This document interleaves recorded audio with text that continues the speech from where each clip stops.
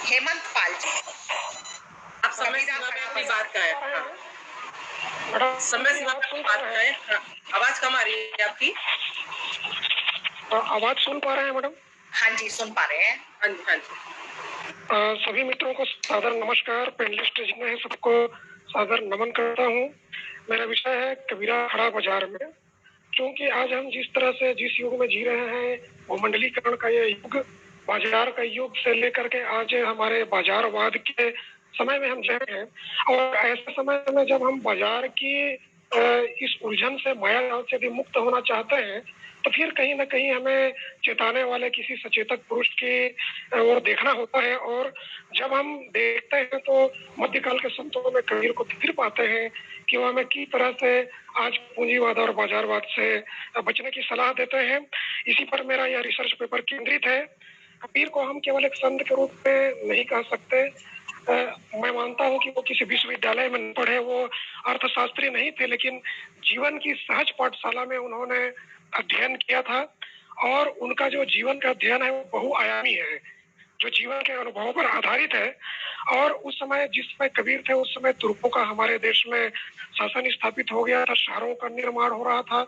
उस समय बाजार आ रहे थे, बाजार बड़े हो रहे थे, बाजार में व्यापार आ रहा था। ऐसे समय में वो सैकड़ों वर्ष दूर आगे की ओर जो बाजार की हलचल क्या होती है उस ओर भी उनका ध्यान था। और निश्चित रूप से कबीर जिस बाजार में खड़े हैं, कबीर ऐसे समय में खड़े हैं कि प्रतिनिधि हैं, साहित्य के प्रतिनिधि हैं, वो हाशिया के समाज के प्रतिनिधि हैं, श्रम के प्रतिनिधि हैं, पत्रकारिता के प्रतिनिधि हैं, मानवता के प्रतिनिधि हैं। और वह बाजार से कभी पलायन नहीं करते हैं। आज हम पूरे परिदृश्य में देखते हैं कि अमेरिका पूरी दुनिया पर जिस तरह से धौंस जमाता है, या रूस का जो प्रभाव है, या चीन जिस तरह से दूसरे वैश्विक मामलों में हस्तक्षेप करता है, आखिर वह बाजार के कारण ही कर पाता है। तो आज के समय में हम देखें कि क्या हम बाजार से पलायन कर जाएं, क्योंकि बाजारवाद का युग है। तो कबीर यहाँ पर कबीरा खड़ा बाजार में ये सवाल उठता है कि आखिर वो बाजार से क्यों नहीं जाते।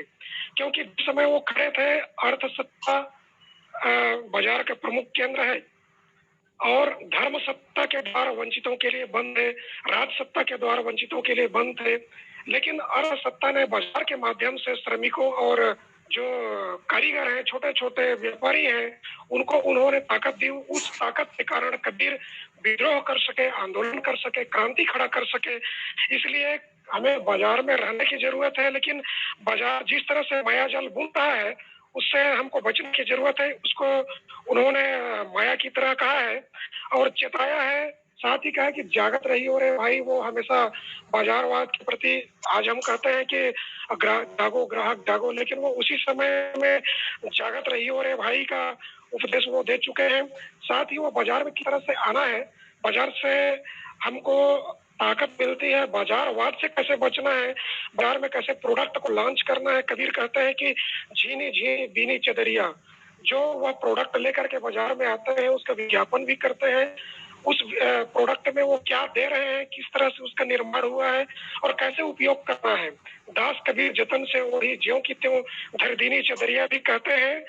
और कबीर दो पर बाजार की बात करते हैं, ग्लोबल मार्केट की, एक लोकल मार्केट की। कहते हैं कि चापड़ी माड़ी चौहटे अरद उरद बाजार।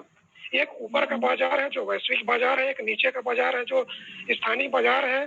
आज हम जिस तरह से देखते हैं कि बहुराष्ट्रीय कंपनियां पूरे देश पर कब्जा कर रही हैं, तो आज हमको स्थानीय बाजारों को बढ़ाने की जरूरत है, स्थानीय श्रम को महत्व देने की जरूरत है। स्थानीय आवश्यकताओं को ध्यान में रखते हुए हमको छोटे छोटे बाजारों को फिर से खड़ा करने की जरूरत है। तभी हम वैश्विक स्तर पर अपने देश को मजबूत कर पाएंगे।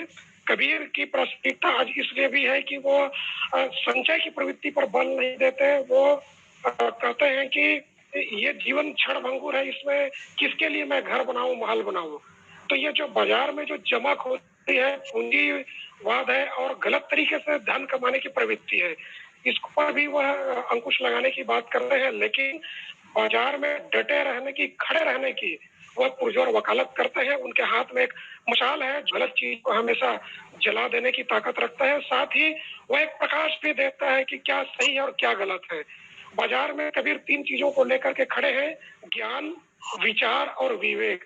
यदि हम आज ज्ञान, विचार और विवेक को लेकर के बाजार में खड़े रहेंगे तो निश्चित रूप से हम बाजारवाद से बच पाएंगे। धन्यवाद। धन्यवाद सर, सबसे बड़ा धन्यवाद तो इसलिए कि आपने बिल्कुल टाइम का उपयोग करते हुए अपनी डेलिब्रेशंस को टाइम पे। Thank you sir, thank you. हाँ जी।